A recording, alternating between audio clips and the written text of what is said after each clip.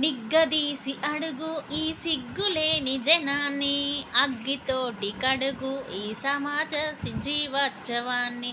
మారదు లోకం, మారదు కాలం, ఏ దేవుడు దిగి వచ్చిన అని రాసిన ఈ సిరివెన్నెల శాస్త్రి గారి పాట అనేది ఇప్పుడున్న సమాజానికి చాలా సూట్ అవుతుంది.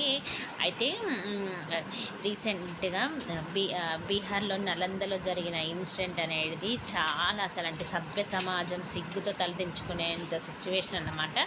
అయితే ఒక మహిళ రేషన్కి బయటకు వస్తే కొందరు నలుగురైదు దుండగులు ఆ అమ్మపై అఘాయిత్యం చేసి అసలు అసభ్యంగా దాకుతూ ఆమెను లాక్కెళ్తుంటే పాపం ఆ మహిళ భయ్యా బచావో బచావో అని చెప్పి అరుస్తుంటే కూడా ఈ సిగ్గులేని జనాలు వీడియోలు తీసుకోవడానికి టైం కేటాయించారే తప్ప కనీసం ఆ రౌడీ మూకల మీదకి ఎదురు తిరిగి అమ్మాయిని కాపాడలేకపోయారన్నమాట. సో ఇట్లాంటి ఎదవలు ఉన్న సమాజంలో స్త్రీకి అనేది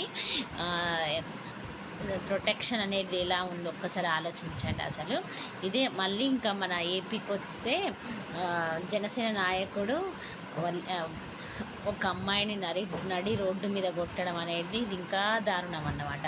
ఇంకా మన డిప్యూటీ సీఎం గారేమో సినిమాలల్లో స్త్రీ కోసం పోరాడుతా స్త్రీ పర్మిషన్ లేని తాకొద్దు అని చెప్పి లెక్చర్లు ఇస్తారు. మరి రియాలిటీకి వచ్చేవరకేమో ఇంత దరిద్రంగా ఉంది తన పార్టీ లీడర్సే. మరి యాక్షన్ ఏది?